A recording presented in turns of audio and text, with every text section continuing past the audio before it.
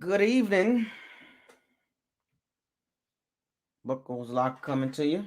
Subscribe to the channel, like the channel, share all the videos. Make sure you hit the notification bell icon to notify you all new videos that's posted on the channel. Shouts out to all the Pirates and Sea Bandits. Thank you for joining another episode of Buckles Locker. I'm pretty sure you guys are aware of what has transpired today with the Bucs. Let me give me some shout outs. Let me scroll up here. We got Bucks for Life. What's up, man?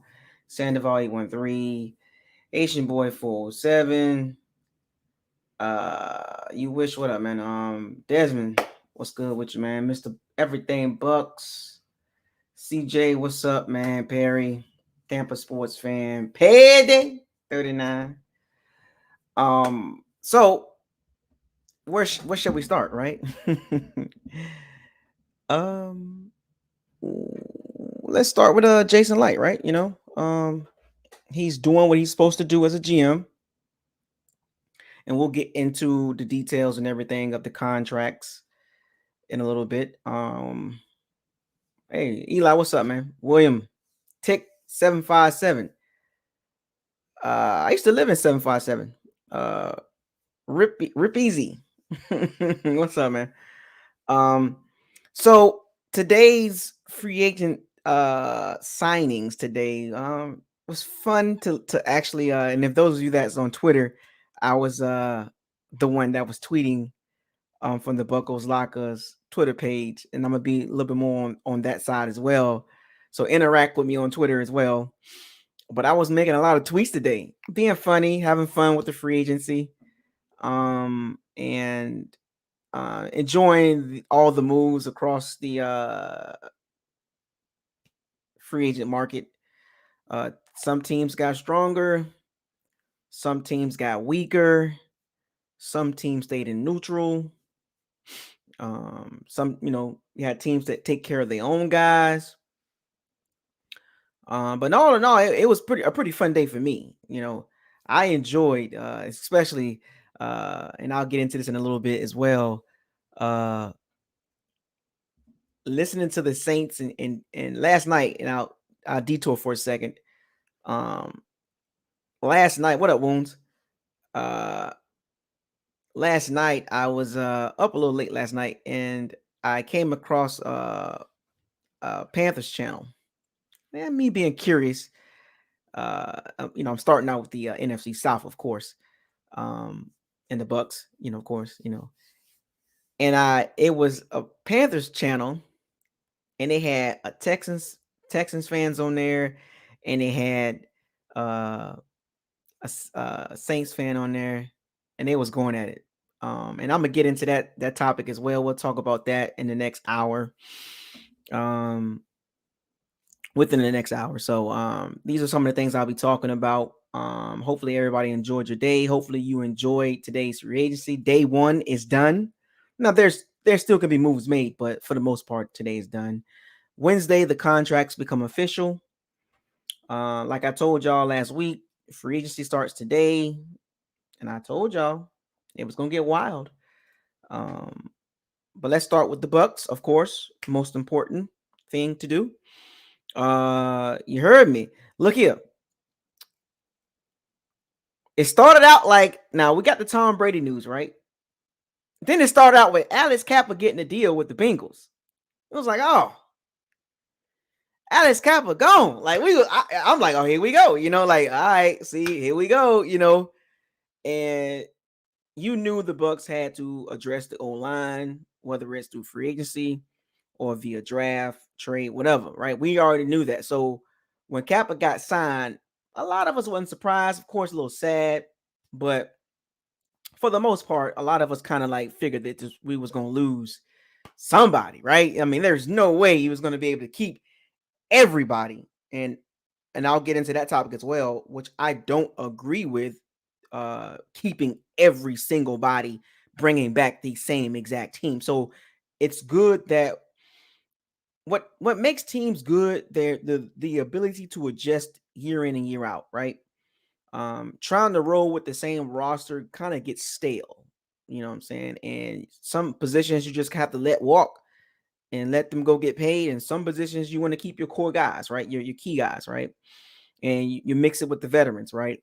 And you saw that today with the Bucs, right? One young guy and a veteran guy. So Kappa will walk to the Bengals. So shouts out to Alex Kappa. He got the bag.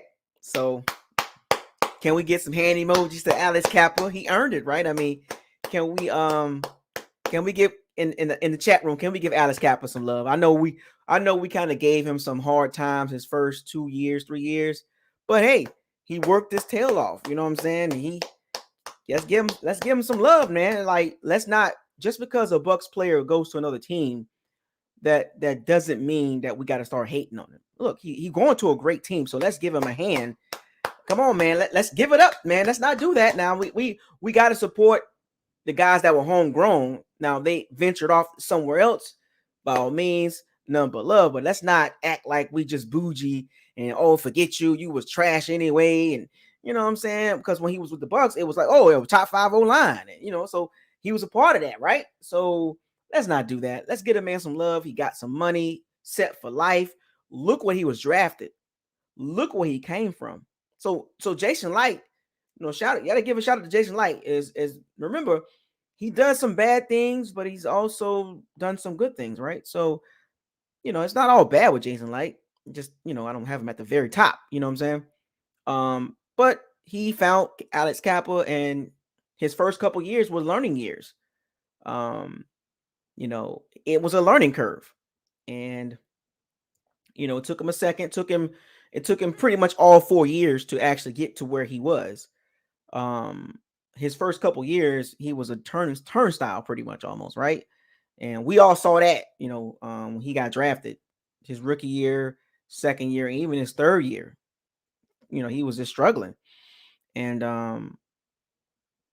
it was questions about him, and he came through.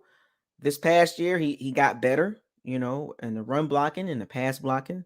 Specifically got really good in pass blocking. Run blocking was still, it was okay, but he developed and got paid. And going to the Bengals to protect Joe Burrow, he needs all the protection he can get. But it's not about the Bengals. So shouts out to Alex Kappa. Then a little bit later, our first contract, which I will show on the screen here. Now, like I told y'all, we will dive into these contracts. I'll share some screen, information with you guys. But so the Bucs signed Ryan Jensen, the first signing, the veteran guy, to a 3-year, $39 million deal, right? And if you look at the APY, the annual, percentage, year per year, you look at it as a, $13 million a year. But I look at it at his current stage as a 2-year deal. And I'll show y'all in a second on why I say that. I'm going to share this screen here and why I say that.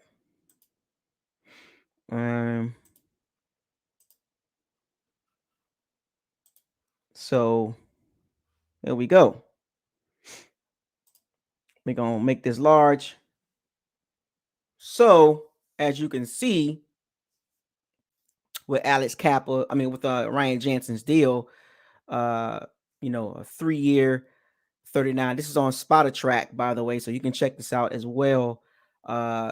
Spotter Track has it listed as a 3-year, $39 million deal, 26.5 guaranteed, with the annual average salary of $13 million a year. I don't look at it like that, and I look at it exactly like this. It's literally a 2-year deal for $13 million. And as you can see, as you can look at the contract itself, 2022 and 2023 are pretty much guaranteed. So we got Ryan Jensen for at least 2 more years at minimum, right? Now, if the Bucs want to play with the 2024 year, they can, but that's a year they can get out of it. As you can see, there's an opt out right here. As you can see, there's an opt-out at 2024 after his 2 years at $26.5 million with a $7.5 million dead cap hit. Now, some voided years added to that. They can spread that out. As you can see right here, 2025, 2026. As you can see, 2.5 million, 2.5 million sign-on bonuses. The cap hit in 2025 is $5 million with a $2.5 million another cap hit in 2026, which is the $7.5 million right here in 2024. They can take this money and spread it out in the following 2 years, which means they still have to pay him this money. Now they can figure it out that he could take a pay cut, whatever the case may be, at the age of 33. Now, by that time, I'm pretty sure the Bucs will kind of make their roster adjustments, and we'll get into all that. But I just kind of want y'all to see the actual contract, because I know a lot of people have questions. I'm not a cap guru, so I'm going to learn as just as much as you guys. Trust me, and this is going to be fun to see, as we develop a better relationship and stuff like that. But as you can see, the cap, you got, look at the guarantee, look at the contract notes, $23 million guaranteed at signing. He gets that regardless. He gets that regardless. Right? So then he gets, the roster bonus, $9 million, you know what I'm saying? Plus $9 million of the 2023 salary, the 2022 roster bonus, $6.25 million guaranteed March 20th. It's treated as a sign-on bonus. It's pretty much his money up front, right? And then another roster bonus guaranteed April 1st, treated as a sign-in bonus, right? So that puts it at $13 million. So like I said, $13 million a year for the next 2 years, right? And an additional $3.5 million in 2023. You know what I'm saying? Fully guaranteed in the fifth league day of 2023, which that will make his contract in 2023 at $32 million, 32 years old. His contract will be $13 million. Now, if you cut him after next year, it's a cadet cap hit at $19 million. Now, the Bucs are not going to do that. So we got Ryan Jensen for a minimal of 2 more years. So let's just make sure we understand that when it comes to Ryan Jensen. So what y'all thoughts about the Ryan Jensen contract, right? I mean, he earned it, right? This is his last big contract. He's not going to get a big contract like this. After 32 years old, it's not happening. You know what I'm saying? I think we can all agree on that contract is his last big one. Now, he probably can play past 33, but it won't be, $13 million a year. Because the league will be moved, the league will be much younger centers, much mobile centers. And that contract for Ryan Jensen puts him in, I think, top 5 centers being paid in the NFL. I think that's what he wanted. I think he wanted to be highest paid, but he might have took a pay cut, to come back. What's up, King Cook? Dream big, 1, 2, 3. UCLA Carter, what's up, man? So he might have left some money on the table to come back. So let's keep that in mind too, because he could have been the number 1 highest paid, or I think Kelsey's getting $14 million, I believe, but it's a 1-year deal. So, but Jansen knew it's better to come back, much easier to come back. Joseph, what up, man? But congratulations to Ryan Jensen. Well deserved. I remember when he first got to the Bucs in 19, he was rough around the edges. He super attitude, right? He didn't know how to control his emotions and penalties and holding. Remember, we watched these guys come here. Like a guy like Ryan Jensen has a nasty mean streak. A lot of personal fouls, penalties. And he didn't block well his first year. Let's not forget that. Now remember, he came here a little rough around the edges. Came from the Ravens. So you could tell he had that aggressive, tough, rugged style that the Ravens like to run. Remember, the Bucs culture was not like that. You know what I'm saying? The Bucs culture was, I got my bands on, happy hour drinks at 4:00, Cuban sandwiches and Ybor City and Davis Island and Gasparilla and Strawberry Festival and Florida State Fair and Orlando up the street. The Bucs wasn't built like that. Let's be real. Under Dort Cutter, the Bucs wasn't aggressive. They wasn't mean. They wasn't nasty. They was soft. You know what I'm saying? Like, to be honest with you. And so when Ryan Jensen got here, he brought some grit, some toughness, yeah, what up with it? You know what I'm saying? Like, you want to scrap? Like, with some head busters. And the Bucs was like, oh, that's too much, you know, and it's like, oh my gosh, you know, and we didn't, as a fan base, we was like, what are you doing, Ryan Jensen? And personal fouls, and after the play, he was being extra, and you know what I'm saying? And we didn't know how to take that because, you know, Gerald McCoy, Levante David, quiet, you know what I'm saying? We didn't have those guys that likes to start trouble. And Ryan Jensen was that guy. So he kind of set the tone. You know what I'm saying? There we go. Draymond Green. He was the Draymond Green for the Bucs. He's a trash talker, the sugar honey iced tea talker. You know, he get things popping. He gets people crunk on the team. You know what I'm saying? And people don't like Ryan Jensen, but we understand why. But he's on our team, so deal with it. But he brought that edge, and the Bucs needed that. And what the Bucs did as a locker room, they kind of took that. They kind of embraced that after a while. You know what I'm saying? Like I said, his first year with the Bucs was rough. It was rough. You know what I'm saying? It was rough. Like, that's not. He missed some blocks. You know, it was rough. 2019. Remember now, Ryan Jensen has matured very much. Well, especially when Tom Brady got here, he had to cut that out. You know what I'm saying? He all that other extra stuff he was doing. Even in 2020, he was extra. You know, and he got better as the season went along. But you know, he had to cut some of that extra stuff out because he was hurting the team. You know what I'm saying? But Ryan Jensen got his contract. Oh, was it 2018? I'm sorry, 2018. I'm always one of these 1 years off. I got so much in my head. So appreciate it, Joseph. 2018. So it was a little rough. 2018, you know, 2019, but 2020 he kind of turned that corner. So it took him a couple years to tone that down. And if you look at 2020 and 2021, you can see the difference of he still was mean, he still was nasty, but he was able to control that.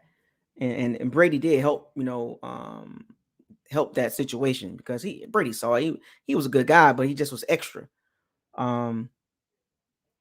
So that's Ryan Jensen. So as the day was going along, I'm keeping up with my phone. I'm looking at my phone. I'm like, oh, okay, Ryan Jensen, let's get it, you know. And then boom, I get another alert. You know, I was Ian Rappaport and Adam Schefter, you know. Boom, I get an alert.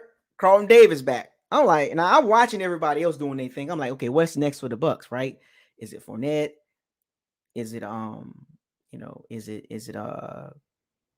is it who's next, right? And look, I'm talking about the Bucs right now. I mean, no disrespect, but I'm not worried about the other teams right now. Let me get this out first, and then we'll dive into that other stuff and the other teams and what they got going on. You know what I'm saying? Like, let's not, you know what I'm saying? Let's not get off track here. The Bucs are the priority, right? I know what's going on with the Deshaun Watson situation, right? I live in New Orleans, right? I get it. You know what I'm saying?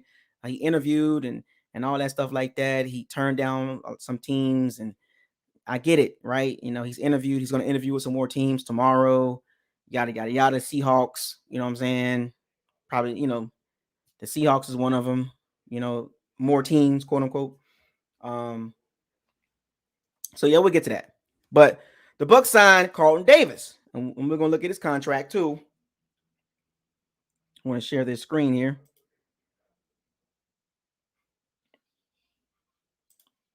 Carlton Davis got a contract. Carlton Davis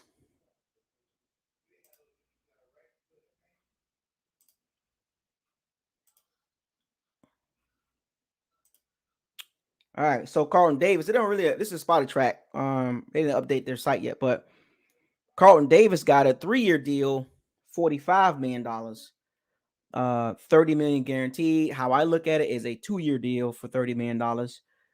He gets $15 million a year. And JC Jackson got signed, and he's getting like 16.5, I believe. So I think, Carlton Davis he got the money that right where he belonged at. Some people was talking about $19 million, $18 million, but I didn't believe he was going to get that much money. If JC Jackson got a 5-year 85.7 at 16, and some change, Carlton Davis wasn't going to get paid more than JC Jackson. I mean, we all watch football, and Carlton Davis and JC Jackson, they're not on the same terrain. That's no disrespect to Carlton Davis. Carlton Davis is good, but JC Jackson, he's in a whole other level. You know what I'm saying? And if we had the choice of taking JC Jackson, if the opportunity, I'm just saying parallel universe, but it's not happening. But I'm just saying, I don't see any list of top cornerbacks that got Carlton Davis over JC Jackson. So he's not getting paid more than JC Jackson, right? But Carlton Davis got the bag for 2 years, and $30 million guaranteed. So, he'll be up for contract, again in 2 years. Let's keep that in mind. In 2 years, he'll be up for contract again. Think about that for a second. In 2 years, he will be up for contract again, and that will put him at 28 years old. So he'll get another bag, but he got paid this time. So he get $30 million guaranteed. Now I'm curious, and if you average out the guaranteed money, it's $15 million a year. Now they haven't updated their site yet, but trust and believe, that third year, I don't know the extension probably. That's most likely probably be extension. If he's playing well, if he's elevated even more, there's some room for Carlton Davis to grow. I mean, let's keep it 100. There's some room to grow. It's not all bad. With Carlton Davis, it's not a bad cornerback. He got some room to grow, but he got paid, so the Light took care of Jansen and Carlton Davis. And I remember when Carlton Davis got here, he was rough around the edges. He was pro ready, but he was rough, and his hands was a question because he don't get a lot of interceptions, and they still are a problem. If you had to look at Carlton Davis and look at the only issue, two things: top end speed and his hands. Other than that, he's solid. He's solid around the, pretty much solid cornerback. And that's what you're going to pay for a solid cornerback, right? He's not going to be the highest paid. There's some other cornerbacks that are better, Lattimore, Jari Alexander, Tre'Davion White. There's some other cornerbacks out there that's pretty to AJ Terrell, younger, JC Jackson. I just named, 5 right there. I haven't even, got further down the list. So, but he's still, when I say at the top, he's still, up there, but it's just not at the very top. So congratulations to Carlton Davis because he came a long way. And if you look at the contract, for 2022 and 2023, 2 years from now, but even next year, this has an effect on next year too, because I think there's a foregone conclusion. We don't bring back Murphy, Button, and Dean because it's going to be impossible. And Edwards, right? It's going to be very impossible. And pay when Antoine Winfield Jr. in a couple years. It's good. It's good to have all these riches, right? But when you have a plethora of riches or solid players, not elite but solid, you got to pay them. And for future ramifications, where does this leave Jamel Dean and Murphy Button and Mike Edwards? We haven't got the Jordan Whitehead yet, but I'm just looking at next year because next year the Bucs will be in the same situation they're in now. Question marks with the roster, as far as like some key pieces. And if you thought this year was going to be tricky, Next year is even more trickier because now you got 3 more guys that's going to be up for deals, all in the secondary. So don't be surprised the Bucs take a secondary guy in this year's draft to prepare for the future. Even at 27, and I'm throwing it out there so y'all can kind of see where I'm going with this. Don't be surprised the Bucs pick a cornerback in the first 2 rounds because you got to look at the future. You got 3 guys next year that's up for contract. Now think about that for a second. 3 guys. 3 guys. Think about that. I want y'all to think about that for a second. So, don't be surprised you see a cornerback pop up in the draft class in the first or second or even third round. And I know the priorities are D-line for me. So just stay tuned for that. Don't be shocked. You see Robert McCreary, Trent McDuffie, you know what I'm saying? A couple of those guys sitting there. The cornerback from University of Texas San Antonio. Don't be surprised. A cornerback sitting there at 27 and he's too good to pass up. Kobe Bryant from Cincinnati. There's about 4 or 5 cornerbacks that can fall in between that 25 to 40 range in the draft. So the Bucs gonna have some options at 27. O-line, Zion Jansen, Boston College. There was talks about that guy. Cornerback sitting there. D-line gonna be sitting there. So the Bucs will have some options. The question is what do they find the most priority? To me, the trenches. You got to get better on the D-line. And I said this, and I'm gonna keep saying this. It will be a fool. Jason Light, he's not a fool, but just what I'm saying. It will be a very disappointing draft if they don't come out of the draft with a D lineman in the first 2 rounds. Because I refuse to believe bringing back everybody on the D line is beneficial for the secondary. It don't mesh well to me. And we saw this a lot last year or this past season. That D line and that secondary don't mesh up well at this point. Like we've seen enough, 2 years of it, and it's like, okay, we got the Super Bowl. I saw some struggle right there. And in 2021, this past season, you saw it. It was like, where's the pressure? Had that secondary looking suspect as heck. And maybe those guys are not as bad as they are if the D line was more pressure, like more deep, more depth, right? 7 deep. You look around the league, you got to have at least 6, 7 guys, and sometimes 8. The Buffalo Bills, 8 deep. The Bengals deep, Rams deep, Saints deep. Shoot, the Packers got some pass rushers. You know what I'm saying? The Washington team got pass rushers. 49ers, Cardinals, 6, 7, 8 deep. I don't need to see every single Buck come back, especially on the D line. I don't want to see that. It's unnecessary. So I'm gonna stick with the D line in the first round because there's a lot of talent right there that's gonna fall right to the Bucs, and I wouldn't be mad if they pick a cornerback because I'm looking at 2023 with Murphy Bunting, and Jamel Dean and Mike Edwards up for contract, and I can tell you this much. I can say this right now about that. They're not bringing all 3 back. They'll probably bring 1 or 2 back, but they're not bringing all 3 back. There is no way in heck you bring back all 3. So let's keep it 100, right?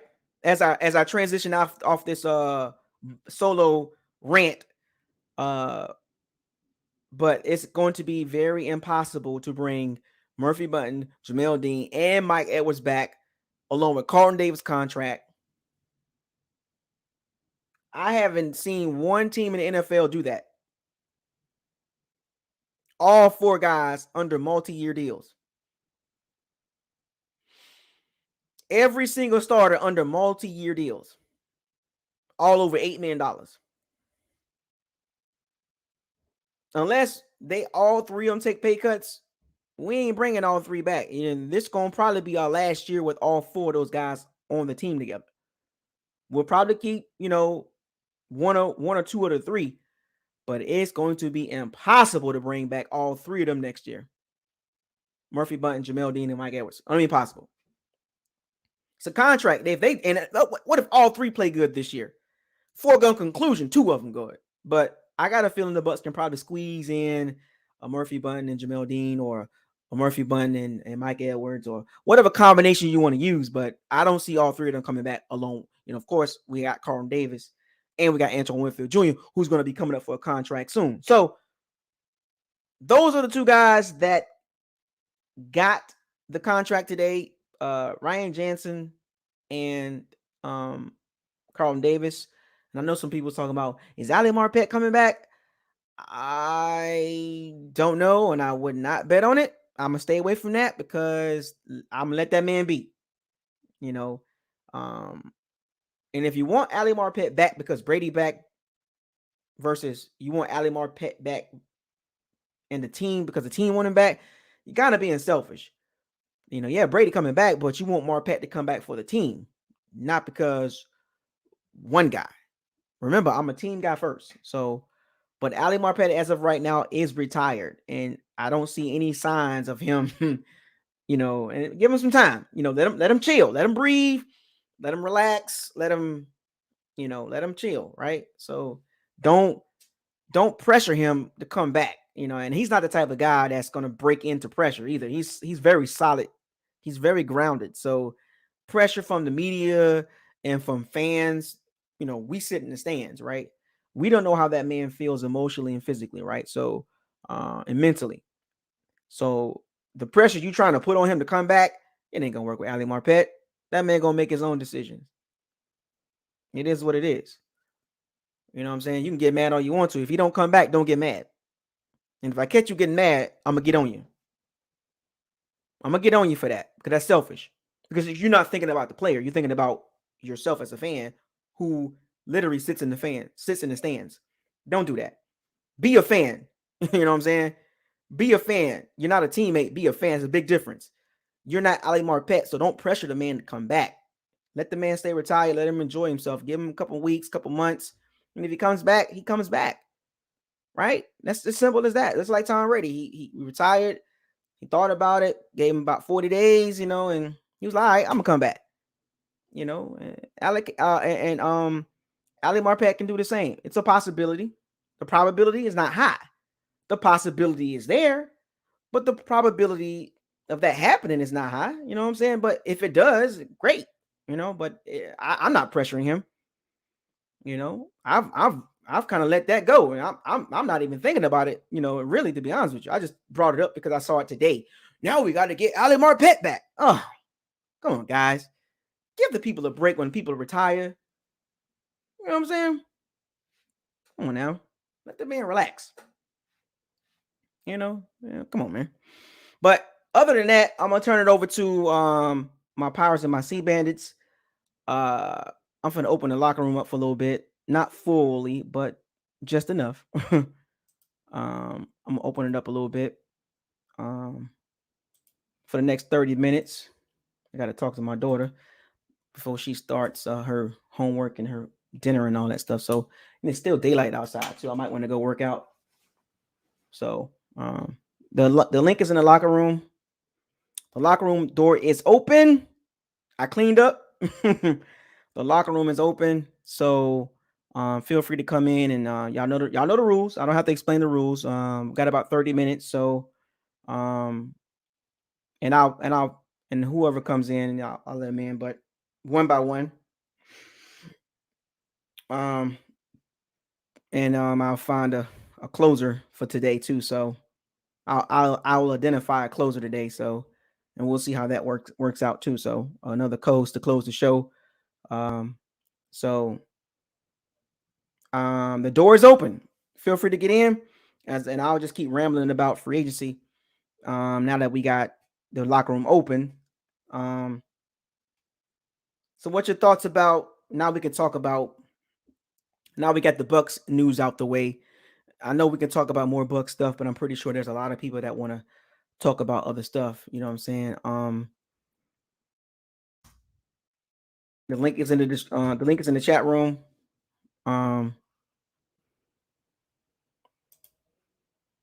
We got Young Deezy. What's up, man?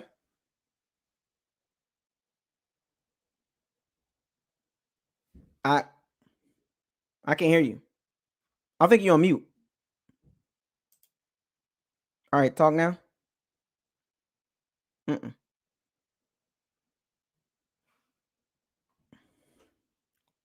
I can't hear you. I know y'all can hear me, so hold on a second. No, I can't hear you now. Unmute your mic. Well, hold on 1 second. I'm a switch on.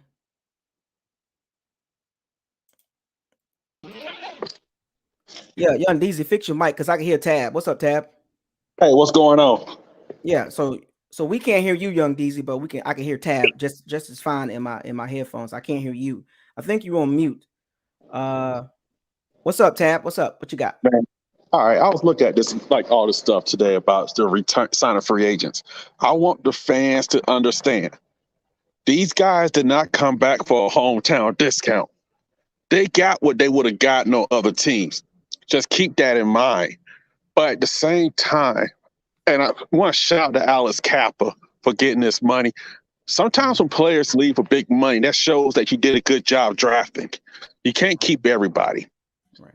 And I think Grunk's going to come back. That's going to happen. The Bucs still need a speed receiver, a guy who is explosive, who can not only just take the top off, but can run the whole route tree and can take a slant to the house. That's what they don't have right now. And also another tight end and shore up the lines. But the one thing I do think they need more than anything is quickness on the defensive line. And because remember, this is not a guaranteed Super Bowl team. It's a playoff contender, probably going to win the NFC South because I'm not afraid of Deshaun Watson if he goes to the Saints or the Panthers. Because if you look at the Texans before he got there and after, they're pretty much the same team. He ain't a guaranteed Super Bowl. I just think that the Bucs need to make sure they get quickness on the defensive line where you can beat someone quickly instead of just effort plays. And I'm also glad Carlton Davis is back because what people got to understand, it is harder to find your cornerback one than another receiver. You can find receivers all over the draft. It's deep draft too. Yeah, and that was why I didn't think I was surprised Carlton Davis was coming back because of all like the money he would have commanded. But I just want to tell people, this is part of going all in. You bring a lot of these people back.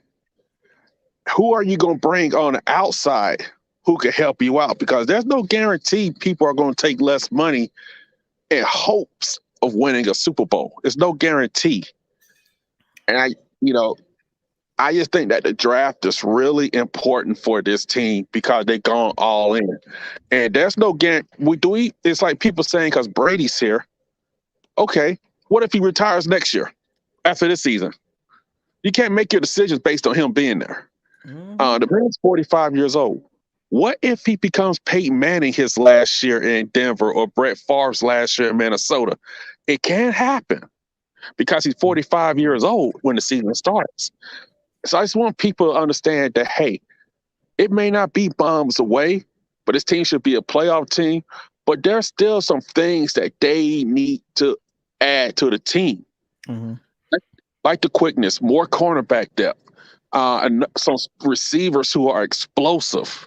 And another back, because who knows if Leonard Fournette comes back? This is his last deal. So who knows what he may get from Buffalo or Case, somebody like that. So I'm glad some of those guys are coming back. But at the same time, you got to remember, this guy could be 45. And it's the father time's going to tap you on the shoulder sooner or later. Exceptions don't make the rule, right? Yep. That's what I say about exceptions. Someone said this a long time ago. Those big hotels and casinos in Vegas are built by people living by the exception. And I think the one thing they should do, you gotta let Blaine Gabbert go. Kyle Trask too. He need to be your number 2. Because do you want your second round quarterback pick being a wasted pick? I hope not. Yeah. And so, and my last thing is before I run, I just want fans to understand it could all change in an instant. Enjoy this ride. Because you could end up being Pittsburgh and signing Mitchell Trubisky. Or Washington signing Wentz. Oh, Lord. So you have to just enjoy this ride. But you got to remember, a lot of these guys are coming back. The same guys y'all complained about, y'all are happy they got the money. So you can't have it both ways. But like I said, get that quickness on the defensive line. Because you can't beat in the NFL, you can't consistently win with effort. Sometimes you got to win with talent and athleticism. And Shaq Barrett's a nice player, but he's not going to beat you with athleticism. It's going to be pure effort. No shame in that. You just got to be honest about that. And I still think they just need to get some youth there because the pass rush makes cornerbacks better. If you can't rush the passer consistently with 4, your cornerback's on the island. I keep saying that. Yeah, but that's all I have. And hey, you guys have a good. I just wanted to check in on you. I appreciate it, man. I'm glad you're coming in. Always dropping some knowledge for the Pirates and Sea Bandits and everybody else that's listening. Greatly appreciate it, man. All right, Lee. I see you, young DZ. So I got you after Lee. What's going on, man? What's up, man? Can you hear me? I can hear you loud and clear, man. Hey, yeah, man. You doing all right, man? I appreciate you again, man. For up, man. I'm doing great. I'm doing great. And then, like I said, the locker room is open, folks. We got another about 20 minutes. The locker room is open. The link is in the chat room, so feel free to come on in and let's have a conversation for a little bit and let's talk about it. So, what you got for today's Bucs 2 signings today? What you got for now? Jensen I like Jensen. I mean, I'm glad he came back, but I think we could have just went with a rookie to save that money because we need to build a defense. Let's be honest. The defense was lackluster. I think you probably been saying it all last year how lackluster the defense was, and the offense really was saving them. It wasn't what I was thinking they were doing because we saw that run they had for the Super Bowl run, and that's obviously not the same defense. And it's not the same.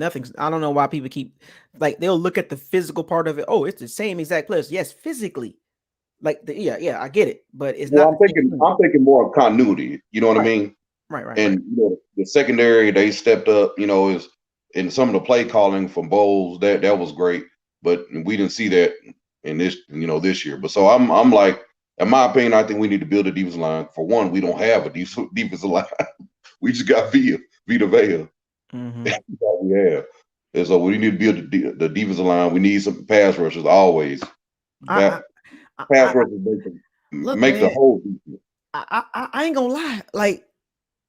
Maybe grab 2 of these guys at the draft and get a guy from free agency, man. You know what I'm saying? We need to get. But what money though? You know what I mean? Wait a minute now. We're not gonna do this. What money? We just saw what happened, right? I saw what happened, but where's that money coming? I mean, I guess they gonna make some moves.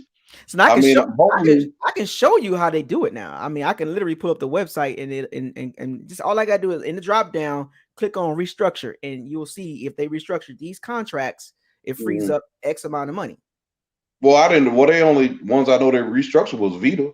Yeah, but I'm saying I can show you the rest of the guys that they can do that and free up the money.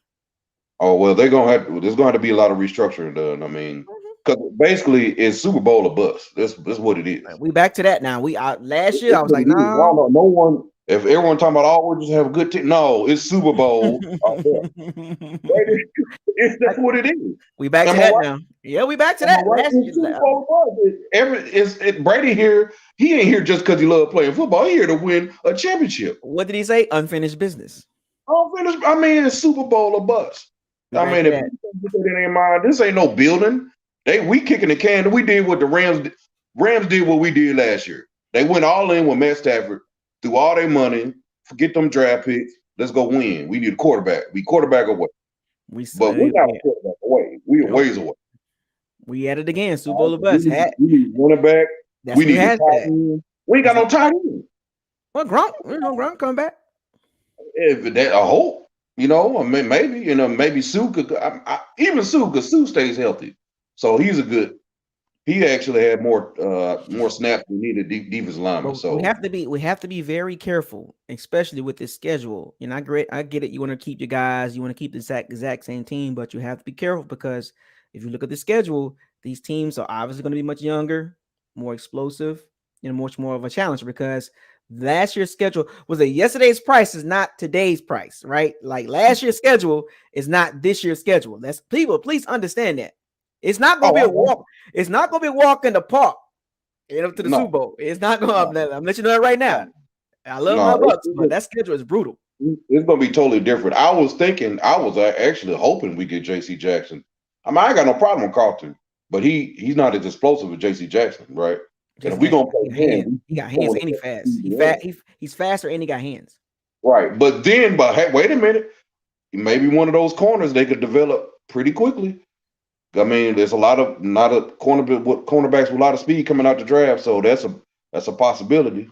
So that's what I said. That's what I said with the 27th pick. I wanted D-line, but I'm just looking at it.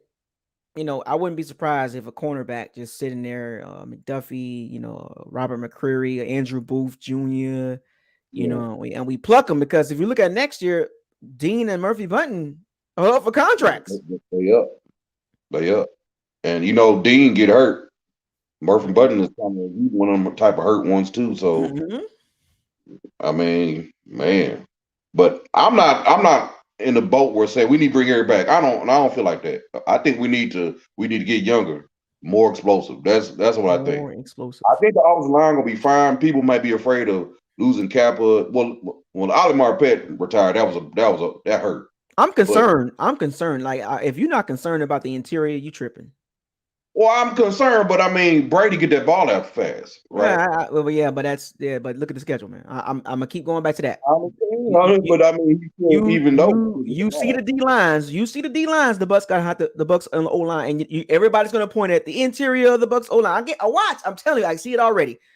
Bucs fans gonna be complaining if we don't tighten that up. Oh, they're not blocking it. They can't run the ball in the middle. Then it should address it. Like I'm telling you, the trenches, man. Well, I mean, are they gonna draft somebody in the first round? Or are they gonna get some type of journeyman? I mean, I can see. Still gonna take one of those jobs already. We already know. I can foreshadow this. Like I can see the complaining already. If we don't tighten that interior up, I can see it already. Yeah, I mean, some of that goes to play calling too. So you got to play call around your personnel too. So that's what I'm more concerned. I'm actually more concerned about the play calling. I was hoping Licht got a job. Let's make one thing clear.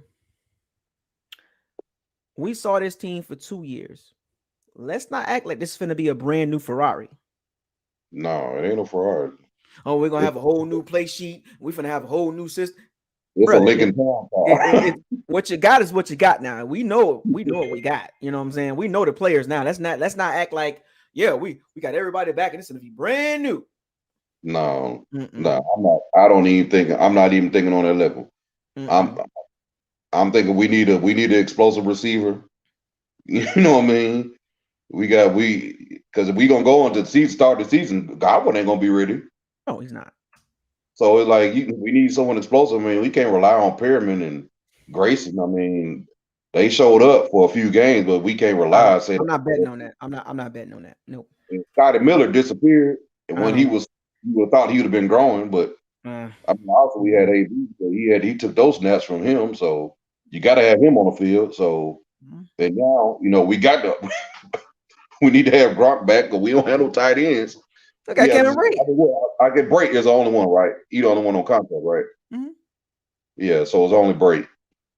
So I don't know, man. We'll see. Yeah, I don't mean to hold you, man, but it just, yeah. I mean, it just, I'm on those two signings. Eh. we need pass rush. I mean, at the end of the day, we need pass rush, man. I mean, JVP, he a dog. I get it, but he old, man, and he prone to get hurt. I You know what I'm mean, saying? So we need someone, and it ain't like they grow on trees. You know what I mean? a lot of, and we're I gonna mean, we're gonna have we're gonna have a lot. two veterans that can rotate, Yeah, and Joe Tryon need to show up. That's what it is. We're gonna have a lot more discussions about this stuff in detail, man. We're not gonna get it all in one day. Oh no. And like I said, I'll make a video tomorrow, and Wednesday and Thursday, all this week. So we'll talk about all this stuff, you know what I'm saying? And I'm gonna end it probably on Friday with the open locker room, so we'll get to all this stuff, man. Trust me. But you got anything else you want to close out with? Oh no, man. Get somebody else in here, man. All right, appreciate it, Lee. All right, man. All right, let's see if young DZ can actually talk now. Can you talk, man? I can. Am I back on? You can hear me? Yeah, you're back. I can hear you now. Hey, Big Buck, I see you. Hold tight. We're gonna close it out, me and you. I identify my co-host to close it on out. Big Buck. So congratulations. You're the last guy in the locker room, Big Bucks. So hold tight.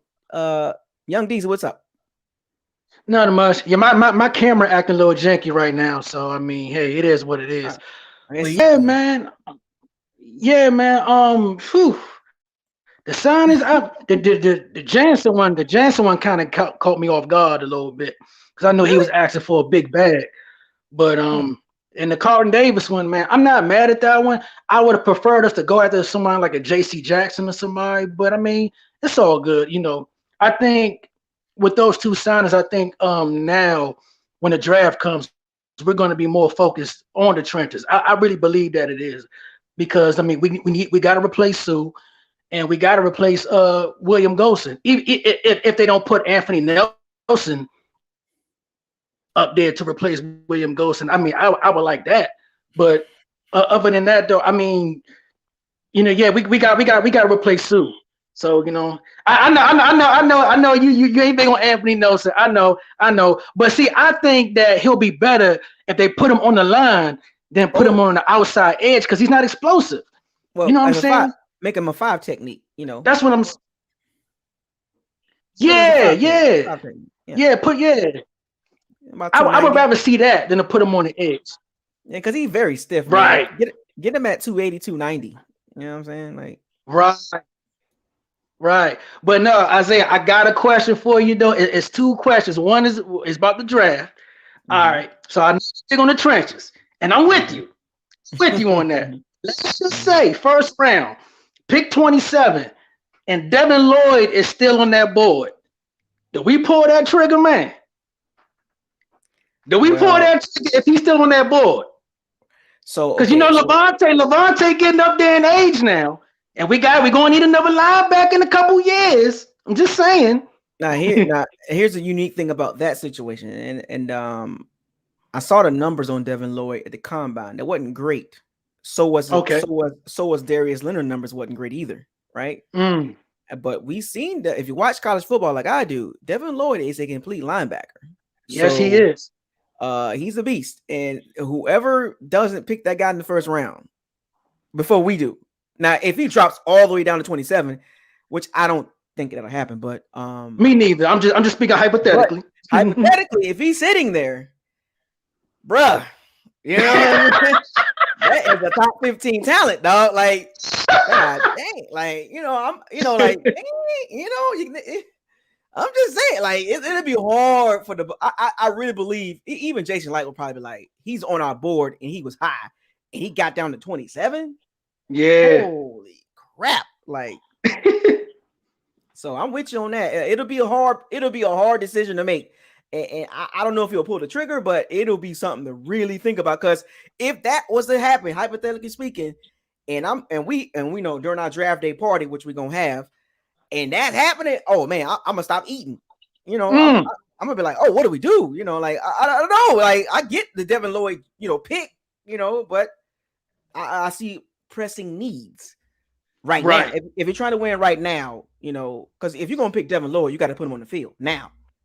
You know what I'm saying? you don't pick Devin Lloyd and do a Kyle Trask. You know what I'm saying? Oh, we got Levante David, but Devin Lloyd can sit back and watch Levante David. Nah, so that's not, not good. So yeah. And my second question before I let you go, before I get up out of here.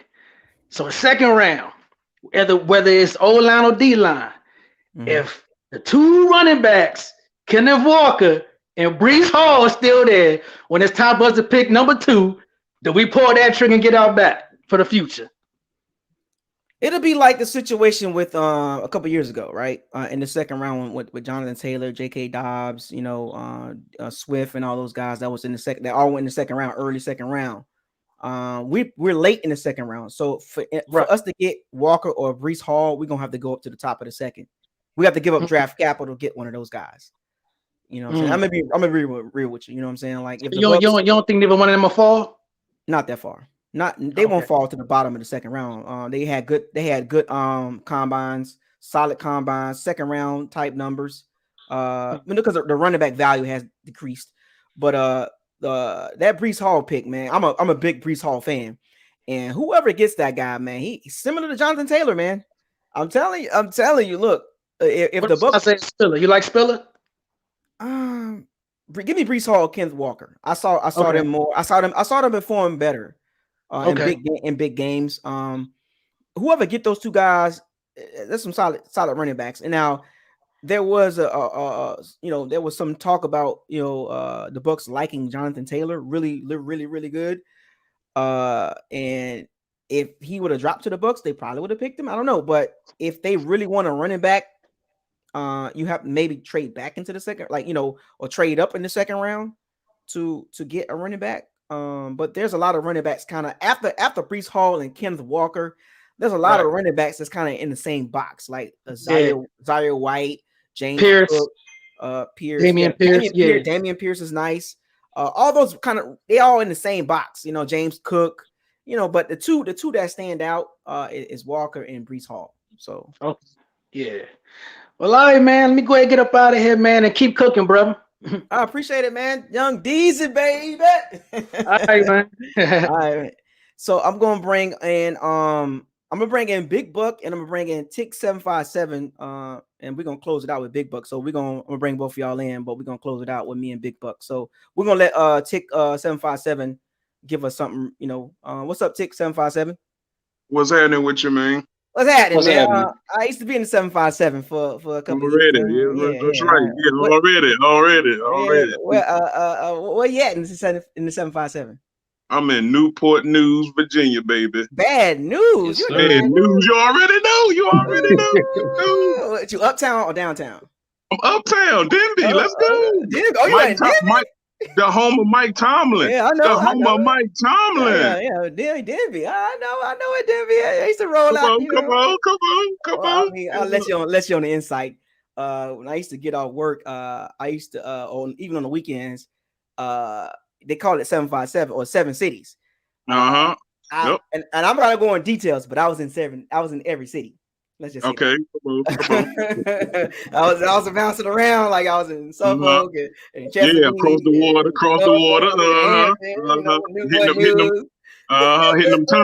Hitting them tunnels, huh? Where you at? I'm over here. I'm coming. You going in and out them tunnels, huh? Yeah, I was 664, 264. I was around there. 1 minute over in Suffolk, Portsmouth. I'm just saying. But yeah, man. Yeah. First of all, like I said, I'm not. It's a good thing that we signed Carlton Davis, but at the flip side, I felt like we could have done a better. We could have explored more options. I felt like it was better free agent corners than Carlton Davis. I felt like Gilmore. You know what I'm saying? I liked the Gilmore. I felt like Kyle Fuller.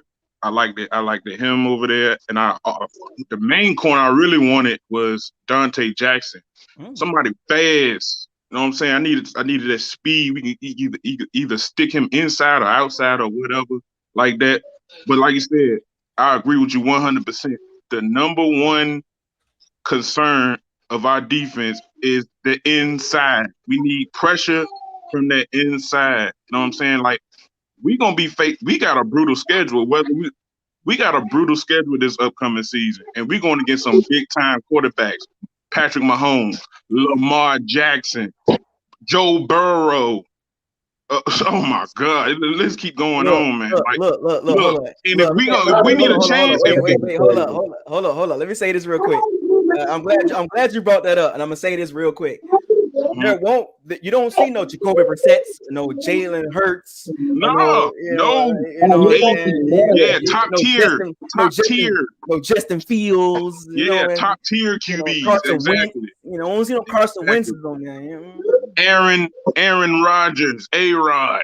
Man, come on, man. Like, if we gonna see, last year we had to depend on our off. Like you said, like the last dude said, our offense was bailing us out because the defense, we won't get no stops for nothing. If we don't get no pressure, our secondary gonna get exposed. Mm-hmm. I was looking at if he's there at 27, this is the guy I want to get. Devontae Wyatt out of UGA. That man, I looked at his tape. The dude is so quick. He can even drop in coverage, bro. He ran the same. He's just as fast as Jordan Davis. They both ran 4.80 at the combines. Like, them big boys can move down there. You know what I'm saying? We can get some like Warren Sapp said. Warren Sapp even said it himself on a podcast. He said our main problem with our defense is we can't rush the QB from the inside. Yeah, we got Shaq outside and all them, Vita, that's our anchor. But we need somebody, you get somebody else to go alongside him, one or two defensive linemen. I feel like as far as free agency, Calais Campbell out there. I'm thinking about Calais Campbell. And put him with Vita Vea and maybe and a nice young fast inside D lineman. Then we can start, giving these elite offenses some real hell. You know what I'm saying? Because like I said, we gonna be in some dog fights this year. And if we can't get no pressure on them big time quarterbacks, we in trouble.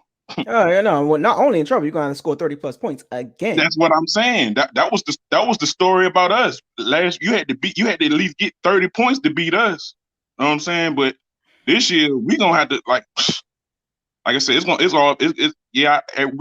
definitely need some we definitely need a number 3 nice receiver, because like you said, Godwin ain't gonna be ready. Mike, they're gonna be doubling Mike, and somebody else gonna have to step up. Like I said, we probably need 2 wide receivers if you think about it. But like I said, it's gonna have to be somebody that can blow the top, that also has some route running. Yeah, the draft pretty deep, so that's another possibility there. Like I said, as far as the draft, I got a D lineman with the first pick. Hopefully some corner depth. Like I said, it's gonna be all in. It's gonna be all in how the chips gonna fall in the draft. Mm-hmm. And, that's all I got. That's all I got for right there. Hey, Big Buck, you want to touch on that real quick, man? I mean, like, like I said, I feel like you just need to fix the trenches. Like, that's the first and foremost. Like, that's gonna be the biggest issue with me. I mean, I like the sign of Calais Campbell, but at the same time, he's 35. Yeah, he old. Yeah, he old. He's up there in age. I mean, he's productive. I mean, I don't mind the veteran leadership, but we got to get young at the 5 technique across the board. Really, just get some quality depth. I mean, you got Noches and McClendon. That's just not gonna cut it. I just feel like that linebacker you talked about, that could be intriguing, but I think that's going to be a pass, even though Levante is on his final year, that 2-year extension he signed. This is his last year, so it may extend him out just to create more cap space before the draft. You never know. He may be a target, so I'm not sure. But as far as, the signings we had today, I'm just like, okay, Carlton Davis got his money. Ryan Jensen, like, when I saw that yesterday, the first thing that popped in my head was, how many years on that contract are voidable? Because I was just like, aren't we in cap here? Because how much cap do we actually have?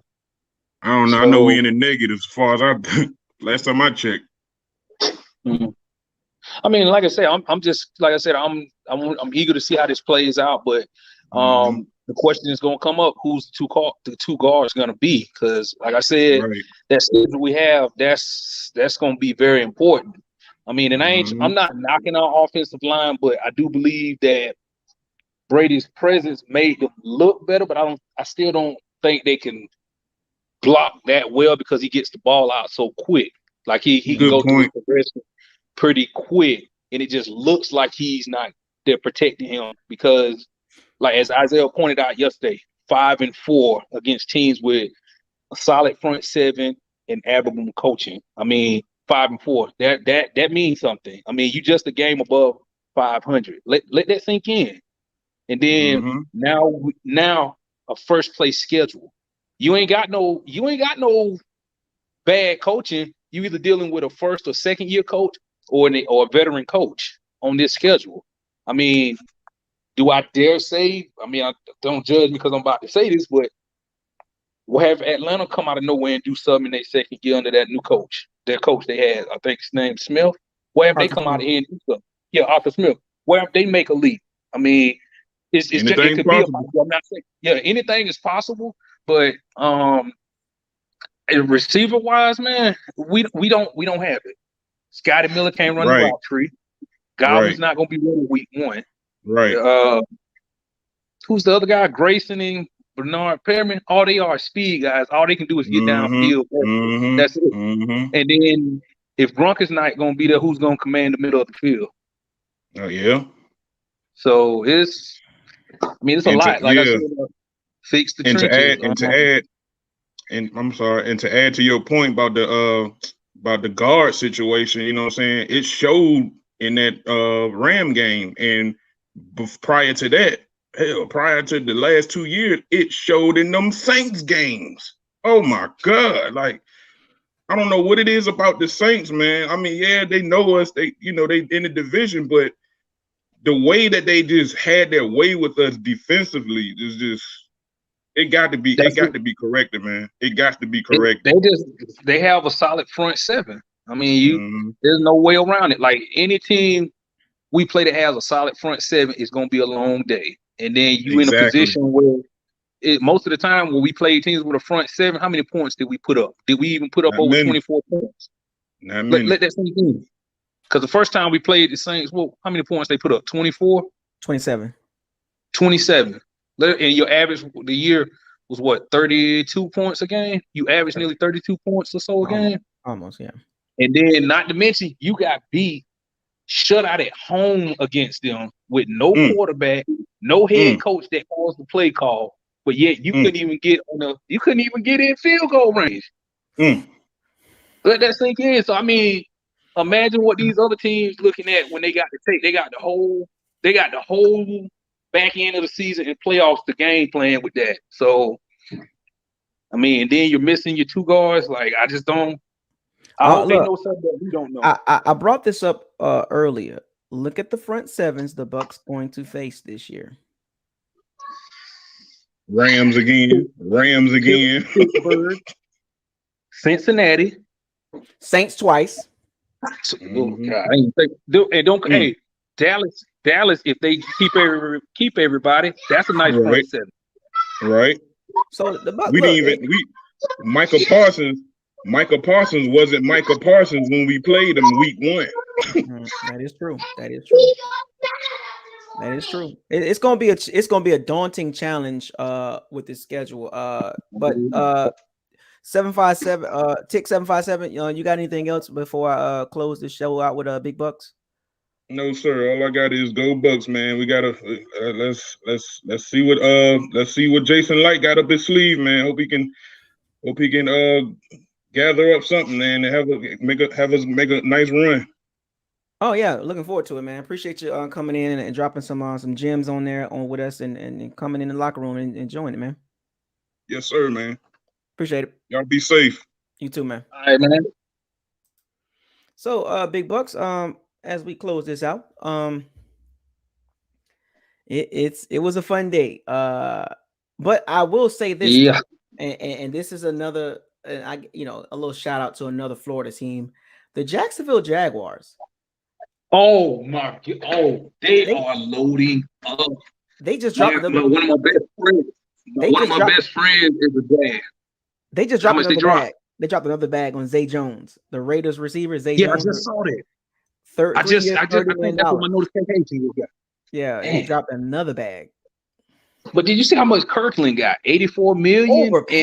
Overpaid. Oh, they overpaid for him. I mean, you don't think Chris Godwin is looking at that like, wait a minute, what is this guy? He's just a speed guy. I'm way better than him. I mean, come on. I mean, it's so far. I mean, now I can't even. When I saw that Kappa sign was agreed in principle with Cincinnati, I immediately thought, I said, okay, we're about to see the domino effect. Like all these other players, like I said, Kappa ain't coming back. I know Carlton Davis gonna leave now, but then I saw Carlton Davis sign, but then you saw J.C. Jackson get that massive deal, so. I was just like, he just took Chargers, man. Oh man, the Chargers are strong, boy. Thank God they ain't on the schedule this year. I know. Jeez Christ, bro. Like, look, our schedule. I think we got the hardest schedule in the NFL. Yeah, because ain't no. I mean, when you look at that schedule, you can't even just say, "Hey, well, I know we're gonna win here." It ain't no. I mean, you can count the Panthers. You can count the Panthers and the Panthers. And the Falcons. That's the 3 wins. Because like I looked at it like how they had it separated the home and away games. I was literally sitting there like, wait a minute, we might mess around and win maybe 4 games on the road tops, and that's two of them is in Atlanta and Carolina. The other ones I'm not sure because it make you really like this schedule really makes you think like, do you know football? Like, because if you don't know football, you're gonna pick off emotion. You're gonna be like, oh yeah, we got this game. Because to me, when I realized they going to Dallas this year, I say that's a toss-up game. And then a lot of them are. A lot of them, like literally every game, all the top games that we have are literally 50-50. You really can't pick a favorite. Like injuries, so. Yeah. But this is my question to you. Like when they make the schedule, look at all the teams that we have to play up in the North and the AFC North. Are they going to schedule those games early in the year, or are we going to be blessed like we've been the last 2 years? We play them early in the year, then it ain't nothing but conference games and dome games. Some games in the sun. I know. I paid attention to that. Because I was just like, because then I thought about it. I said, wait a minute. So we're going to probably have a boatload of primetime games again. And then I'm just like, look all the, man, you know how many primetime? No, at least 5. We might have 7. But at least 5 minimum. We're going to have 5 primetime. This is the thing. I don't want to play on Sunday night because we can't never show up on Sunday night for some reason. Depending on if the Saints get Deshaun Watson, you can tell that's going to be 2 primetime games right there. They ain't going to be 4:30 regardless, I think.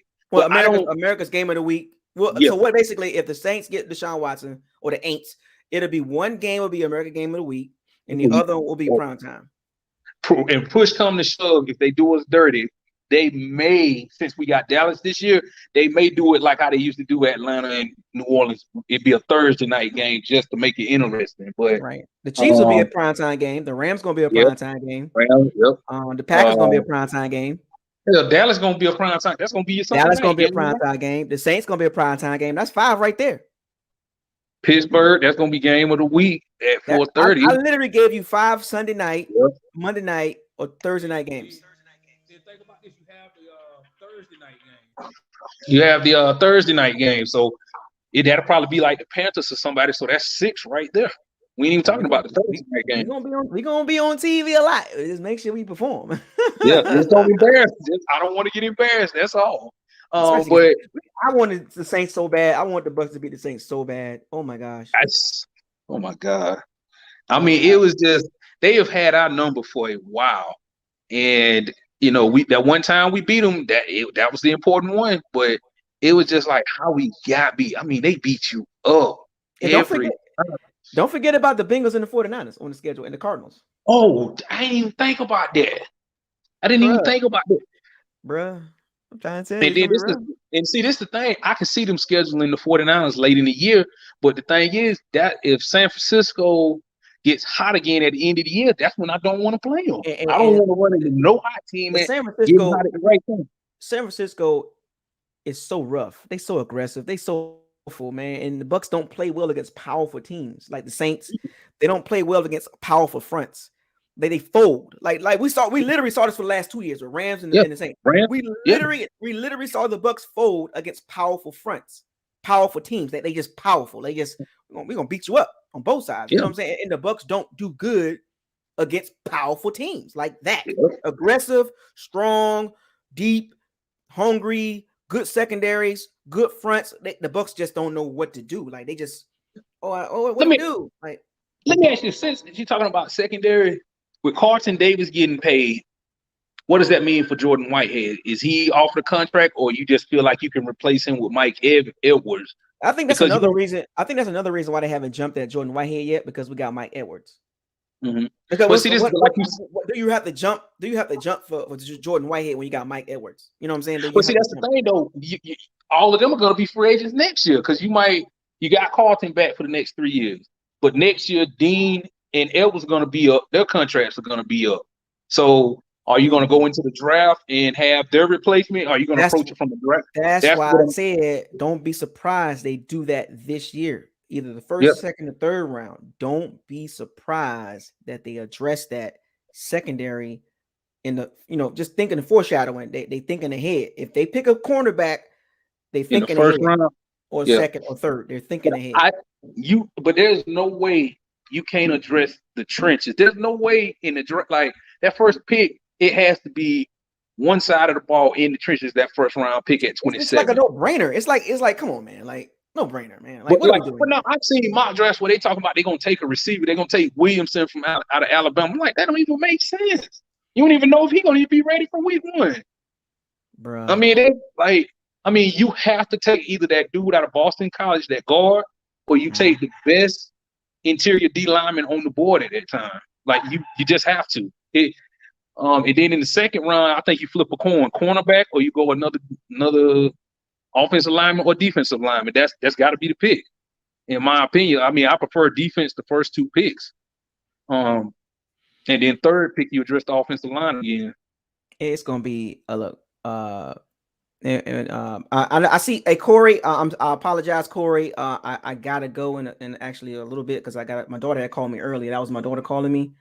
So, Corey, make sure you call in tomorrow. I'll be live again tomorrow. Trust me, we're gonna be live all week. I apologize. I didn't even know you were live today until I looked down at my phone. I didn't even know you were live. That's why I'm so late signing on. Because usually I'd be like the first one to come on when you go live. I didn't even know you were on.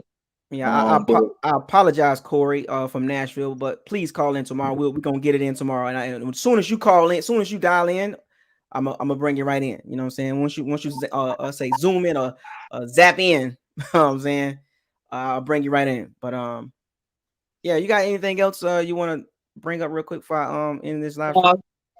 I'm just curious to see how the rest of the week plays out. Like I think everybody's just curious to see what happens with Deshaun Watson, where he's going to end up.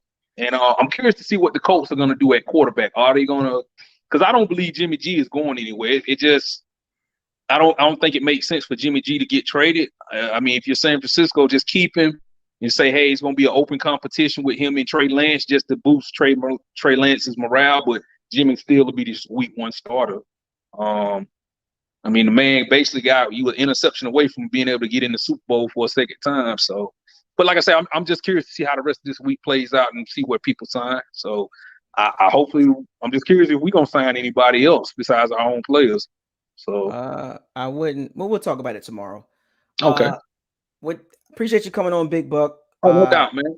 Thank you for closing out the show with me and coming on me for the last 30 minutes. And I'm going to close it out with this. I have an announcement to make. I have signed with the Jacksonville Jaguars. It's a 3-year deal.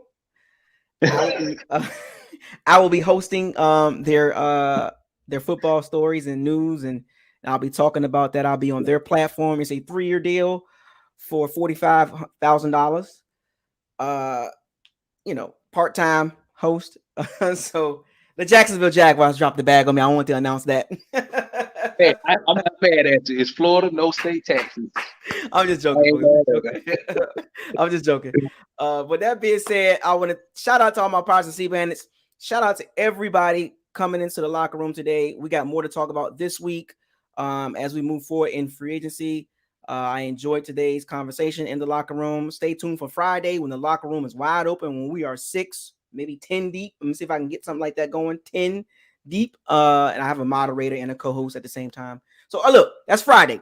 Right. And you know, and just keep in tune this week as I start dropping some more videos, and keep your eyes and ears open and what's going on with the Bucs and also around the Bucs.